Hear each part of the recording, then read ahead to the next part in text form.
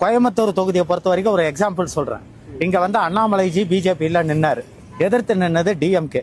இங்க பாத்தீங்கன்னா வந்து டிஎம்கேக்கு ஒரு எம்எல்ஏ கூட கிடையாது. 9 எம்எல்ஏ வந்து ஏடிஎம்கே, ஒரு தொகுதி எம்எல்ஏ வந்து பிஜேபி வானதி சீனிவாசன். ஒரு தொகுதி எம்எல்ஏ வச்சிருக்கிற அண்ணாமலைஜி அவர்கள் 4,60,000 ஓட்டு வாங்குறாரு. 9 எம்எல்ஏ வச்சிருக்கிற ஏடிஎம்கே 1.5 லட்சம் ஓட்டு வாங்கி டெபாசிட் போறது. ஒரு தொகுதி கூட எம்எல்ஏ இல்லாத டிஎம்கே இங்க 5.5 லட்சம் ஓட்டு வாங்கி 90,000 ஓட்டுல அண்ணாமலை தோக்குறாரு. அப்ப இதுக்கு என்ன காரணம் நீங்க நினைக்கிறீங்க? ஏடிஎம்கேவும் டிஎம்கேவும் இங்க ஒண்ணு சேர்ந்து அண்ணாமலைஜியை தோக்கடிச்சிருக்காங்க.